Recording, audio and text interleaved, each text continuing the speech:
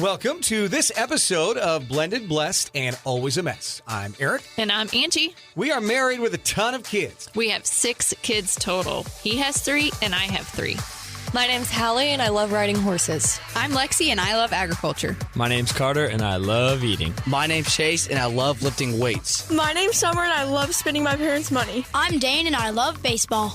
Our show is about our blended, blessed, and always a mess life. And our hope is if you find yourself in the same situation we are in, that by sharing our story, all the fun and all the mess, the challenges we are experiencing, it will give you some inspirations, laughs, and community, knowing you are not alone in this mess. We appreciate you spending time with us. Let's dive in.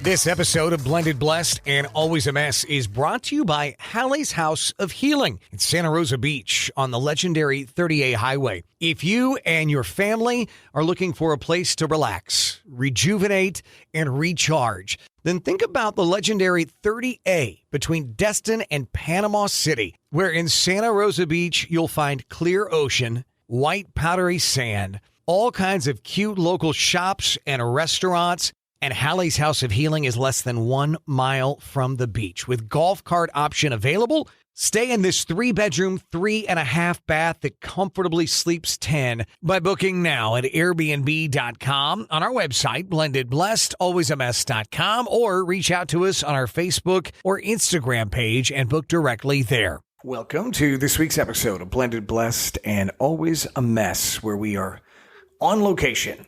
We are live from Hallie's house in Santa Rosa Beach, Florida. Such a radio voice. Well, it's what I've done for a long time. And it was there. I felt like I had to say it. So we're recording down at Hallie's house, which is available on Airbnb. You're a big fan. Come see what the rage is all about. So peaceful. That is the thing that we love. You did a wonderful job in finding a home that is one of the most peaceful and quiet places that I've ever been to. So... yeah, so we're huddled up in one of the bedrooms and trying to keep the kids chill. We're getting ready to go to dinner, and they're blaring music, so we're kind of hiding out. Turn it down just Polly's at the door whining, wants to get in, but we're winging it because we need to get this out and shared. The plan is to record a couple more while we're here, so we have some at the can. Yes. The plan. That's the plan. Plans don't always work, but we're hopeful. So, yes. So yeah, we're going to be down here into the first few days of the new year and excited about it. I don't know if maybe I have. I don't know if I've ever rung in the new year someplace else, but I'm excited for like a fresh start for 2024 to just be somewhere not where you and I have grown up our entire lives. And so. And my parents are along, and it's new for them too to go somewhere for the holidays, after the holidays. And we're hoping for a very boring trip. Like the kids have already said, I'm kind of bored. Good, because do you remember like the trip from hell? Well, the trip from hell, but even just the school year and finals and homework and all of that. Yeah, that's been good. So we made it through Christmas last week, and I made it. Like last Christmas, our first Christmas, I know I've shared this a million times, but I literally did not think I would make it through that night. It was so terrible. And it's not an exaggeration. No, I laid there and held her. I was contemplating if I was going to have to take her to the hospital. It was a long time. I just could not breathe. Couldn't breathe. But this Christmas Eve, when we went to bed, like I didn't cry. And I don't know if it was because I was so exhausted, but the kids had a great Christmas, so I'm extremely grateful for that. The last podcast, we talked about the Christmas games. I got to say real quick, I was actually scared to go to bed on Christmas Eve because I didn't say it to you until the next day when everything went okay. But based on last year and it was awful for you, awful for me, scary. I was kind of scared to go to bed. So I was pleasantly surprised when we woke up on Christmas Day and did not have the same experience. So didn't mean that was better in your heart. No. It just meant I could that breathe. It was different. You could breathe. It was different. And that does not mean that pain's gone. It'll never go away, but it was lighter. And I just really focused this year on new traditions and old traditions. And We did do the Christmas games. I think the kids at first thought, oh God, Mom playing games. Like, what is this about? This is going to be probably dumb. Big hit. But they all loved it and multiple times said, Mom, that was so fun. Thanks for planning that. So that was great. We had lots of laughs. We've got to share the video of the finale of the candy cane game with Jason Oh my Carter. gosh. It's hysterical. It's a game. It's basic. Yeah. You have to put a candy cane in your mouth and then use the hook of it to hook other candy canes on the table and get them on your plate.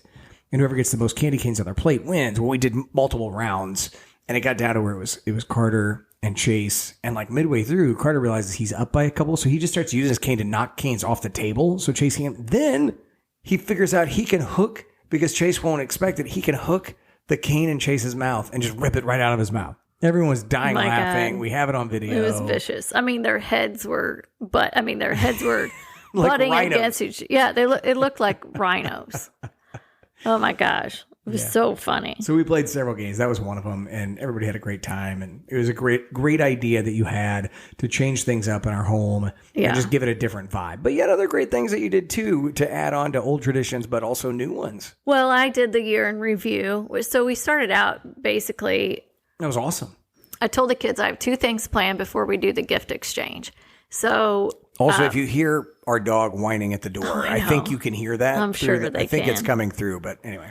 So we did this candle lighting. And so I had 5 candles and someone had sent this to me. I'm like, oh my gosh, I love this. I have 5 kids. I'm going to make it into a ritual almost, or just a way to kick our Christmas Eve off together, honoring Hallie and talking about Hallie. And so there was 5 different sayings around hope, courage, grief, memories, and love.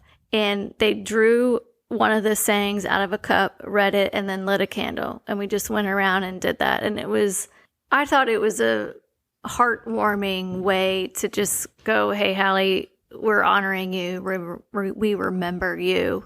And then we did the year in review, which was like a 10-minute long video. I tried to capture everything that we did, like the highlights of the year. And the kids sat there and watched it for 10 minutes, and they loved it. I did upload it to YouTube. They said, please don't share this with anybody. Because they didn't want some of the pictures shared, but it was awesome.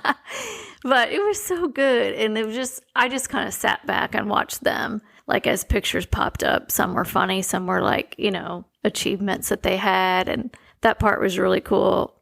And it was just warmed my heart. That's great. To see them all smile and enjoy their Christmas.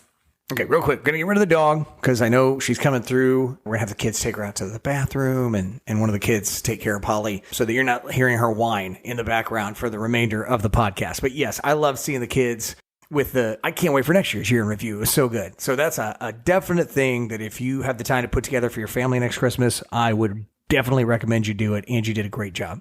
Thanks. Yeah, I think now it's going to be like, hey, make sure that picture gets in the year of the review. You're going to get, you said, because people ask about pictures. Well, you send me pictures throughout the year because some kids don't. And you did a great job of trying to get everybody in there often. But I think you're going to get a lot more photos and videos this year is what I think is going to happen. For sure. And then I think the last new tradition that you started that was super meaningful to me and made me cry is I had shared with Aric a couple weeks ago that this Christmas it's hard because there's no presents for Hallie underneath the tree. Last year I'd already purchased her presents and they were already wrapped in under the tree. And that was equally hard too. And then you enter into this season of like, there's nothing in her stocking hanging up. And so one night close to Christmas, he's like, I heard you say that and I'm going to make sure that Hallie has presents underneath the tree. And it was so sweet. And that's just another way to keep her memory alive, keep her alive. Because, again, for anybody that has lost someone, especially a child, you fear people forgetting about them. And so he had 7 gifts for Hallie so that everybody had one to open. And then it matched our number 7 that's come up so much. Yes, all the 7s. And so it was so sweet because each person opened one up and it was all directly tied to her. So a gift card to Fringe, which she loved that store, and a gift card to Gina Hughes, which is her favorite spot to eat, which I think will be our tradition for her birthday every year is to go there and eat. Horse items. Things for Phoenix, and it was super, super sweet. So he's going to keep that tradition every year. And then we had the existing ones where we had her picture on a chair, so she was sitting around the room with us. We really take our time opening gifts. We go one by one and rotate so that it takes longer. They all want to like savor the moments. And then we did the kids gift exchange, which the kids brought up like, hey, are we going to do that this year? Because we didn't do it last year. We always draw names around Thanksgiving, and we just obviously didn't do it last year. So that was cool too, for the kids to like be thoughtful about and intentional about what the other person that they drew might like. And so we went around and did that, and that's something we'll keep doing. But it was good. I mean, Summer said it was one of her best Christmases, which it made my heart smile, and I never would have thought my kids would have gotten to that point to say that. So it made my heart smile for her. But a reminder that I will never be the same. And so you live in the joy of seeing your kids thrive. But like, I will never say that. I will never be able to say this was one of my favorite Christmases. Yeah. No way in beep. Will I ever be able to say that. But yet, as a that's parent, an acceptance. as a parent, you hope that your kids have many more great Christmases. For me. Yeah. That's for me. That's not my hope for them. Like, so it's like this constant push and pull, yin and yang, constant contradiction of that makes me so happy for my kids. I want that for them, but knowing I won't ever have that. And I think that's the complexity of life that we all live in. And how do you balance that out? And so I did go to bed that night not feeling as heavy because we collectively pulled off a great Christmas for our kids when we are internally struggling. This was a really weird Christmas for me. I went through all the motions, very little joy. Didn't watch a single Christmas movie. That's one of my favorite things to do. Didn't watch one. No Christmas Vacation. No Christmas Story. No Elf. None of it. No White Christmas. Never felt... I prayed a lot and was grateful for Jesus' birth, but I never felt any real joy in the actual Christmas itself. Very glad to spend time with our kids when we could. Just something felt off. It didn't feel like Christmas to me. Because again, last year was a blur, and this was very a real Christmas where we were missing somebody. And not that we weren't last year, but like it was really real, right? Well, so last year we were different. In fight or flight mode, and so nothing about life felt normal. Now you're getting back to normal, air quotes, normal, for what everything around you is happening. That's feels normal. Yeah. For everybody else. But now we're trying to figure out like what are those traditions, what's normal, air quotes, going forward look like for us. And we are definitely still we do not have that figured out. No, not even a little bit. So Christmas Day came and the kids all went to their other families. Again, this is a blended podcast. And so they went to their other families for the day. And, last year was really emotional, a lot of tears. We went through a lot of Hallie's things, which, is where we found the quote from John 13:7 that I'm staring at right now, which said, "You do not understand what I am now doing, but someday you will." This year we just stayed busy all day. Yeah. We got up and took kids, and then we started working. I came home, and she was already taking out from running Dane and some gifts we had forgot for my sister Lauren's son Levi, who is mine and Hallie's godson, and we forgot I dropped those off. And by the time I got home, she was taking trees down and Christmas. I was like, well, guess we're doing this. Yeah. All right. Well, we're leaving the next day and we're going to be gone for a while. So it's like, okay, when are we going to take this stuff down? So, well, might as well do it today. Yeah. So we knocked that all out and packed up, and we worked on Christmas Day. All day. It was like we watched a little bit of the Chiefs game. They were awful that day. We did good. We went to see Phoenix. When we saw Phoenix. But it was an exhausting day. Like it wasn't like, oh, let's sit around and enjoy Christmas. Let's celebrate Jesus. No, we worked all day on Christmas, and I think that was just our way of coping. Yeah, totally. It was just how we coped for the day. For sure. For sure. And then we got in the car the next morning at 3 a.m. and loaded up the kids and took 2 cars, and we drove down to Hallie's house and It was very uneventful, which was Thank you, a blessing. Jesus.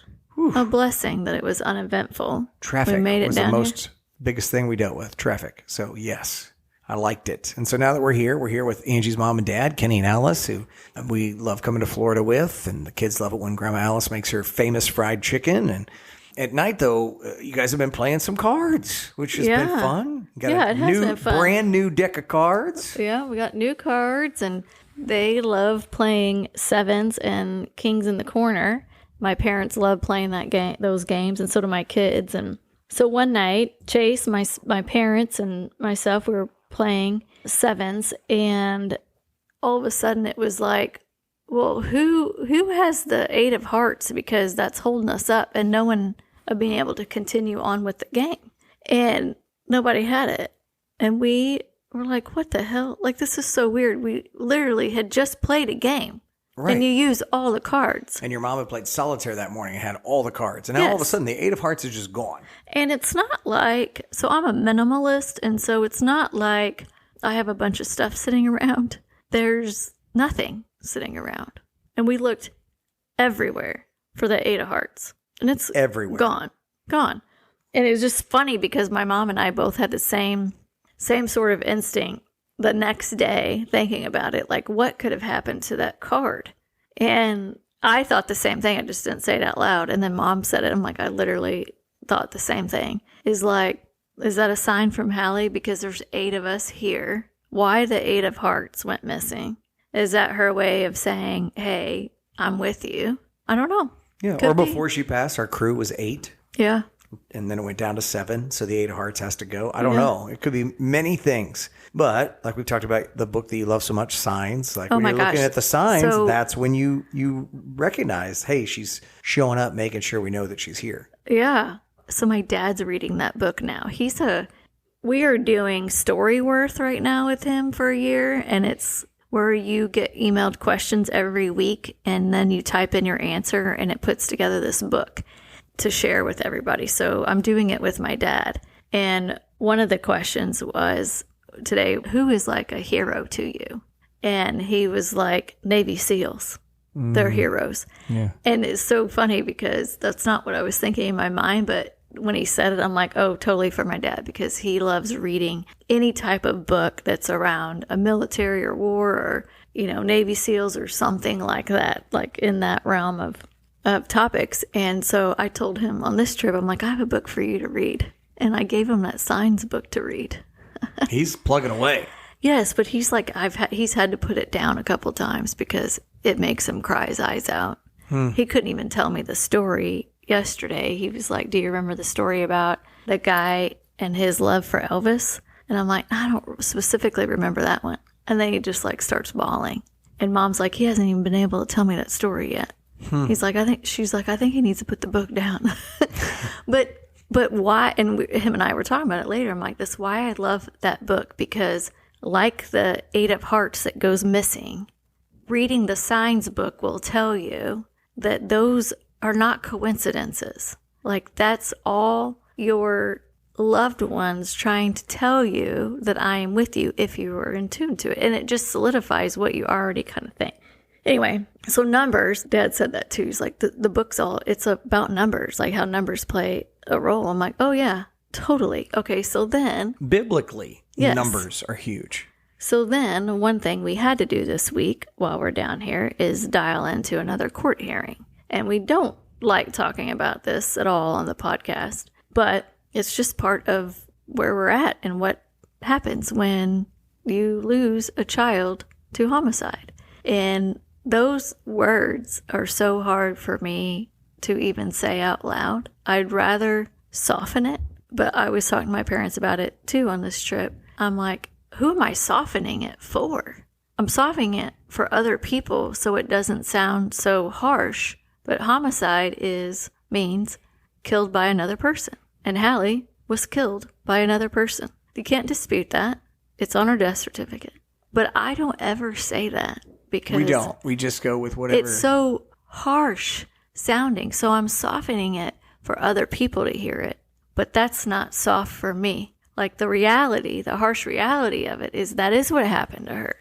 Anyway, so I'm getting off the topic, but like dialing into a court hearing, because we're down here, it makes my skin crawl. It messes me up. I mean, you feel messed up anyway, but it's on a whole nother level to experience that whole scenario. And let me just dot T's and cross I's. If you're following along, which a lot of people in Missouri are, the other person was charged with involuntary manslaughter. But as we talked about in an earlier podcast, Hallie's death certificate says and reads, cause of death, homicide.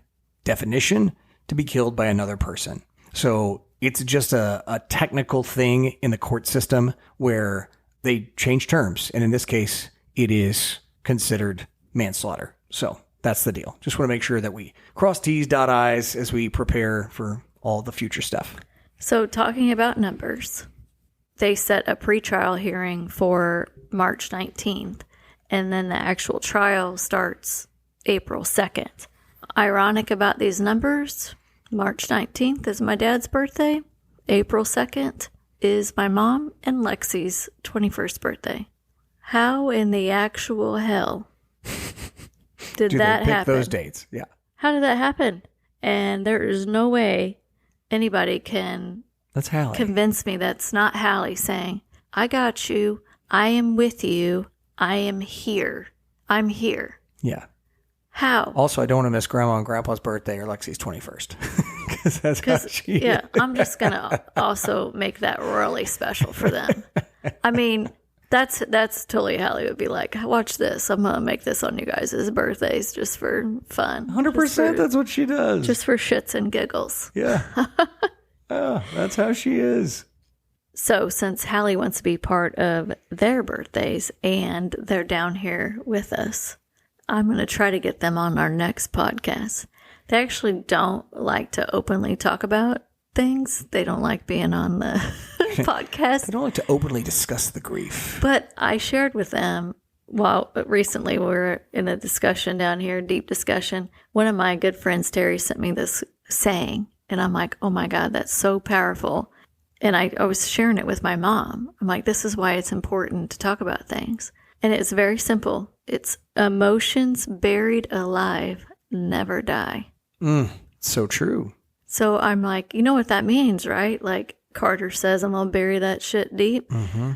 Like you're burying it alive means they'll never go away. You will never work through them. You will never heal from them if you don't openly talk about your challenges and your struggles in life. And it could be anything. Sure. And I suck at it. I really do. Like Eric's giving me the... I'm not even looking at you. God, I'm scared to even... I'm not even looking at her.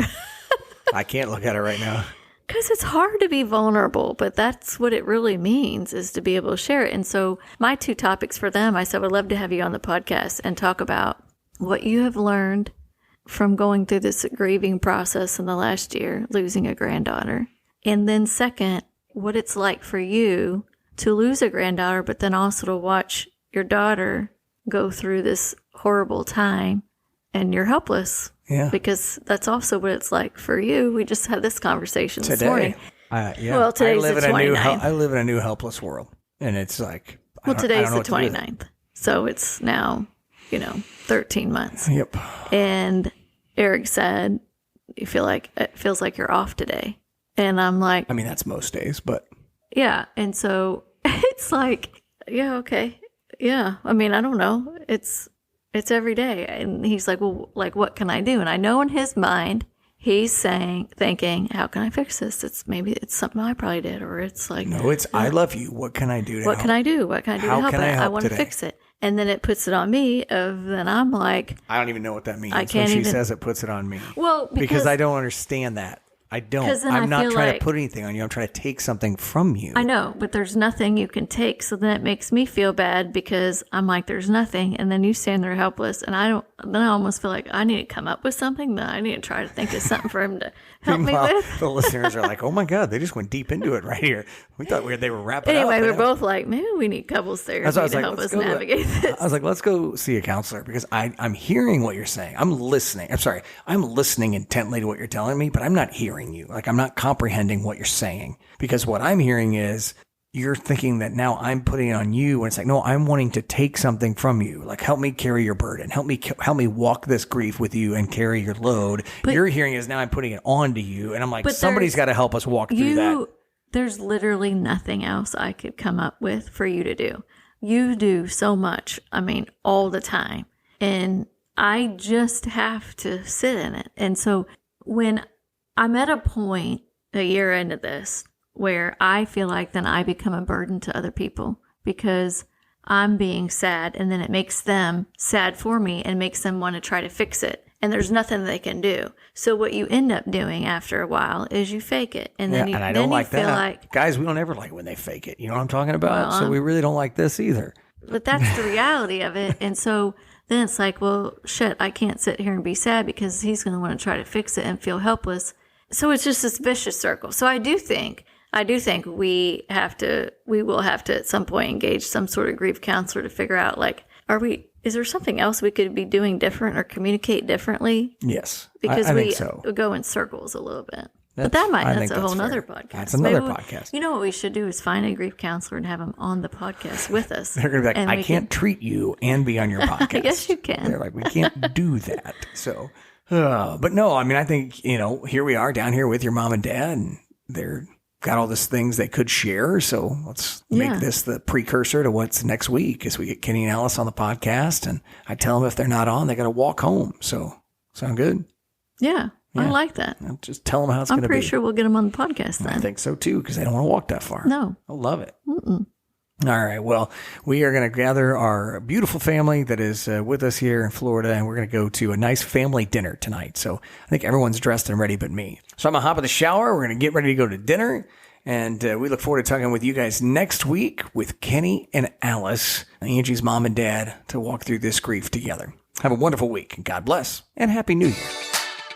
Thank you for listening to Blended Blessed and Always a Mess. Follow us on Facebook, Instagram, and at blendedblessedalwaysamess.com. Reach out to us on any of our social channels. We would love to hear from you. Have a great week.